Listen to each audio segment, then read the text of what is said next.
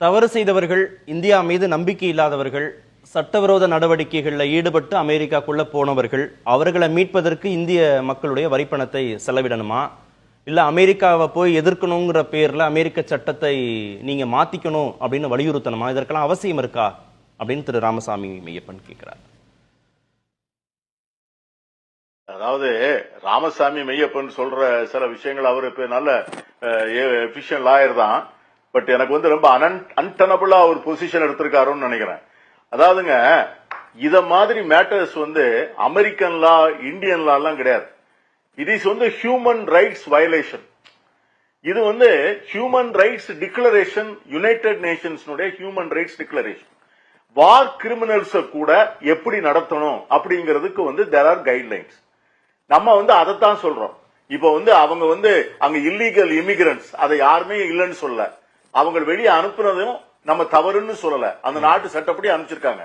ஆனால் இதுவரைக்கும் இப்பொழுதுதான் முதல் முறையாக ஒரு ராணுவ விமானம் பயன்படுத்தப்பட்டு இதை போல வந்து ஒரு ஆப்டிக்ஸ், இது வந்து உலகம் முழுவதும் இதை பார்க்க வேண்டும், அவருடைய தேர்தல் வாக்குறுதிகளை நிறைவேற்றி விட்டேன், நான் வந்து ரொம்ப கடுமையான அரசாங்கம், என்னுடைய ஆண்மை இப்ப நம்ம எப்படி வந்து மோடி அவர்கள் பணம் மிதைப்பிழப்பு நடவடிக்கையை வந்து ஒரு வந்து முதிர்ச்சி இல்லாமல் நிறைவேற்றி ஒரு பெரிய பொருளாதார நிபுணர் என்று தன்னை காட்டிக் கொள்வதற்காக இந்த நாட்டு மக்களை எப்படி வந்து சிரமப்படுத்தினாரோ அதே அனாலஜி தான் இது. வந்து நிச்சயமா இதை நடத்தவே முடியாது. ஏன்னா இந்த மைக்ரன்ஸ் 7 லட்சம் பேரை வந்து அவர் வெளியே அனுப்பணும்னு சொன்னா ஒரு நாளைக்கு 3000 பேரை அனுப்பிச்சா கூட 10 ஆண்டுகள் அனுப்பணும். அதற்கான வேர்வித்தால் யுனைடெட் ஸ்டேட்ஸ்ல கிடையாது. இன்னைக்கே காய்கறி விலைகள்லாம் ஏறி போச்சு.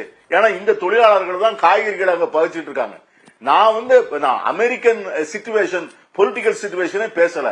நம்ம ஊர்ல இருக்கிற ராமசாமி மெய்யப்பனும் ஆசீர்வாத ஆச்சாரியும் ஒரு ஹியூமன் ரைட்ஸ் வயலேஷனை வந்து ஜஸ்டிஃபை பண்ணும்போது தான் நான் கேட்கிறேன். நம்ம முதல் சுற்றுல நிறைய நேரம் போயிட்டு